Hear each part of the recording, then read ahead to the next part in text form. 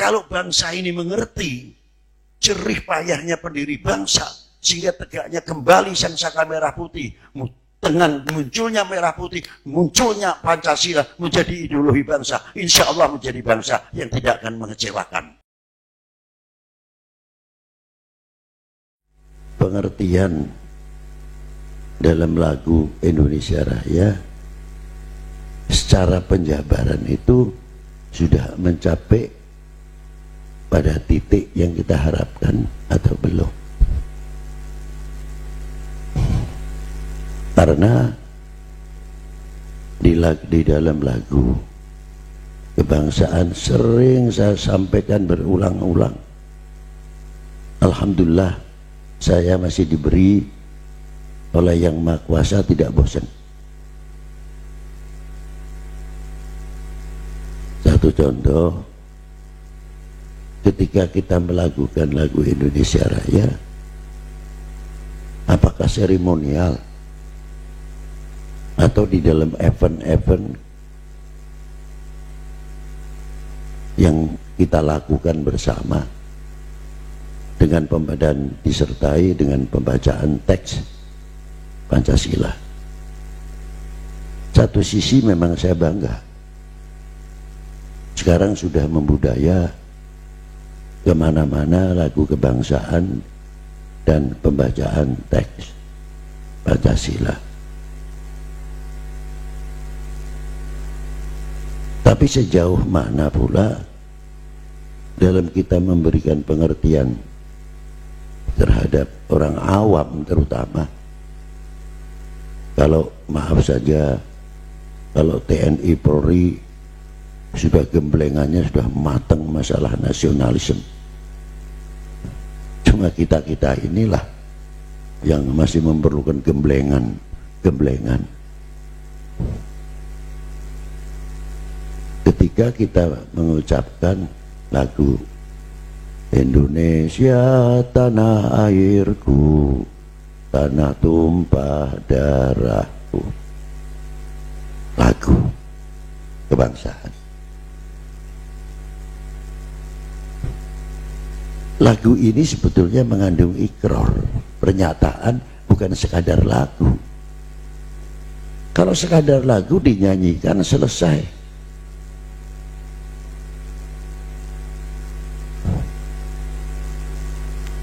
Tapi apakah ketika kita mengaku Indonesia tanah airku hanya dalam lagu? Apakah Indonesia tanah airku kehidupan kita sehari-hari?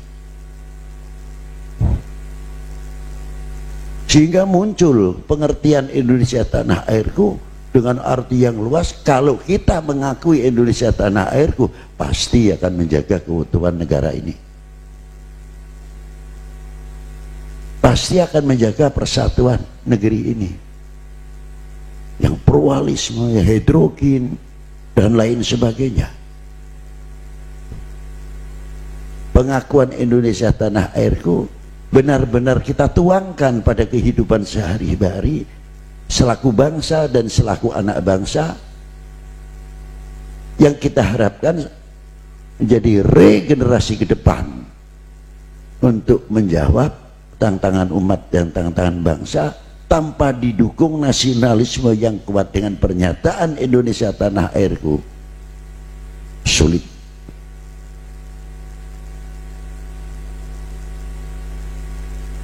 Maka pernyataan Indonesia tanah airku kita alunkan dalam lagu, tapi isinya sekali lagi saya katakan ada ikrar, pernyataan Indonesia tanah airku. Kalau rasa memiliki tinggi rasanya akan memelihara apa yang ada di bumi pertiwi ini, tidak mempunyai sifat masa bodoh karena sudah mengakui Indonesia tanah air. Kalau ditanya, Pak, itu kebunnya siapa? Oh, kebun saya. Dilihat, kok bersih Pak Habib ya, kebunnya bagus. terpelihara, pohon kelapanya juga tidak ada wangbungnya, tidak ada ininya, kok nikmat betul. Kembali kepada sebutir nasi. Kalau orang mengerti makna sebutir nasi, semua agama menganjurkan ketika mau makan dengan doa masing-masing. Tanda terima kasih kami kepada si pemberi rezeki. Itu pasti. Kepedulian dalam doa itu pasti menyangkut kepada orang-orang yang menanamkan mulai dari mencangkul, bajak atau meluku sampai tebar, tandur, matun dan sebagainya. Pasti.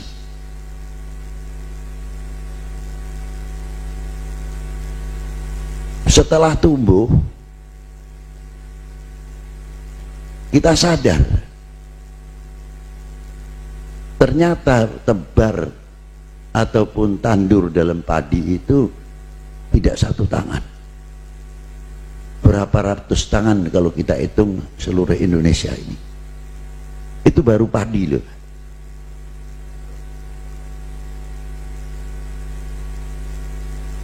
Dan ketika berbuah mulai menguning padinya atau sebelumnya, kami yang merasa memiliki dengan adanya persawahan atau padi tersebut pasti sadar padi itu tidak utuh. Kalau tidak ada tikusnya pasti ada werengnya. Nah, bagaimana tanaman yang sekian hektar, jerih payah kita mencangkul, membaca, tidak mengenal panas, atau kalau musim hujan tidak mengenal begitu derasnya air hujan dan sebagainya. Muncul di tengah padi itu ada werengnya atau tikusnya. Kalau merasa mehandar beni, merasa memiliki yang tinggi, pasti gerah. Iki ono apa kok jerone pari kok ono werengi. Kalau merasa handar beninya tinggi, bagaimana secara kebijakan bisa menepis ama-ama yang akan merusak tanaman-tanaman kita, karena sepakat kita sudah mengatakan Indonesia tanah airku, tidak mengenal wereng atau tikus yang akan mengganggu ladang-ladang kita. Lah itu. Sinilah. Nah, kalau kita mampu sudah mulai bisa menjaga. Karena apa? Karena handar beni merasa memiliki. Setelah makan, sebelum makan kita berdoa untuk mengingat jerih payahnya si penanam. Sebutir nasi saja, kalau kita mengenal riwayat yang kita makan, begitu filosofinya sangat tinggi sekali. Ayo kita kembali sekarang, bagaimana republik ini, perjuangan dalam sawah nasi, melahirkan nasi saja sudah sebegitu jauh. Saya kembali bertanya, bagaimana republik ini? Apakah didirikan satu tangan? Tidak. Tangan Pekalongan tok? Bukan. Tangan-tangan manusia yang merasa handar beni kepada republik ini gerah rasanya dikuasai oleh penjajah. Bangkit. Itu tuntutan. Karena apa? Handar beni memiliki. Tapi sayangnya, mengapa timbulnya melentur nasionalisme? Jarang sudah yang menceritakan mencangkul tanah, yang membajak tanah. sing maneni parine, yang numbuk padinya, sampai yang menanakkan, bahkan terkadang sudah jadi nasi, cukup lauk pauknya, tinggal di meja, tinggal dimakan, masih ribut ae nyalahke sing masak. Ibu karo bapak dadi sasaran. Bapak maneh lur tuwite rupane mangan peno lawe. Mak maneh nyambel kepedesan. Ono maneh jangane kasinen. Boro-boro kowe sik diliwetke. Boro-boro sik dimasakke, mbok ngreganono walaupun kasinen sithik, aja gebrak-gebrakan nang dhuwur meja. Akhire ora kepangan, isine gontok-gontokan, padahal tinggal ngemplok bismillahirrahmanirrahim, puji Tuhan, beleng kaya kuwi selesai kok masalahe. Kok digawe ruwet nang dhuwur meja. Iki nek sing masak weruh. Kesele bapak mencarikan uang. Kedengkrukane ibu-ibu kita yang di dapur setengah mati goreng, wis paesan ayu-ayu akhirnya mambune brambang, mampu pego liwetan demi cintanya kepada siapa? Kepada anak-anaknya. Kolu-kolune anake maidu karo ibune karo bapakne, ya ki minal kebangetan. Ya, karena tidak bisa kita salahkan, karena kita tidak pernah memberitahu kepada anak-anak kita cara lurune duit kesele kaya ngopo, cara payahe wong masak sabari kaya ngopo. Inilah kelemahan-kelemahan kita, diantaranya di sini. Maka perlunya sejarah kembali, diangkat kembali untuk memperkuat nasionalisme ini, meningkatkan rasa handarbeni kepada Republik ini. Ini yang kita harapkan. Jangan sampai kita ini tumbuh menjadi bangsa sing ora ngerti isin, yang tidak merasa malu. Kalau saya begini ini memalukan sesepuh-sesepuh pendiri bangsa kita, tidak. Lah bagaimana kau ngerti wong riwayat sejarah saja tidak. Tapi coba seorang anak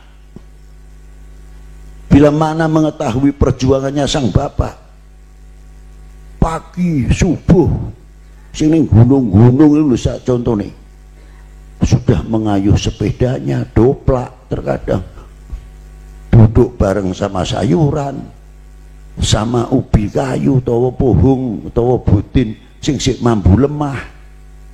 Ada lagi mak-mak kita, kalau kita lihat di Jakarta jam 2 malam ibu-ibu kita sudah pakai sepatu segini, ulak ikan laut, wis ning dhuwur doplak, atise kaya kuwe, iwake es-esan, ibu-ibu itu santai. Itu kalau ditanya untuk siapa perjuangan, pasti jawabannya untuk anaknya. Tidak mungkin ada untuk orang lain.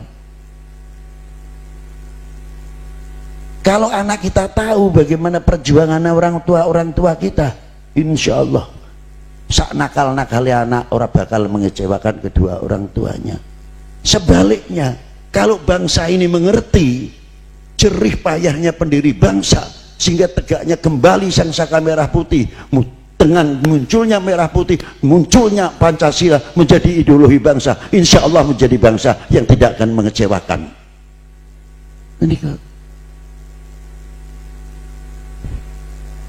Inilah di sini perlu bagaimana cara membangkitkan kembali. Ayo bareng-bareng dengan buah adanya malam hari ini, hari kesaktian Pancasila. Kesaktiane wis tekan sepiro, nek saktine ditembak ora mempan, kita buktikan ditembak ora mempan. Kalau digolok tidak mempan, ayo kita barengan buktikan. Kita membuktikan. Artinya di sini menjadi bangsa yang tidak mudah diprovokasi, kita tidak tedas. Itulah ya. Nah dari situlah Dengan adanya kesaktian Pancasila, tunjukkan kami bangsa yang sakti karena sebab Pancasila. Sakti olah apa? Coba-coba mecah Indonesia.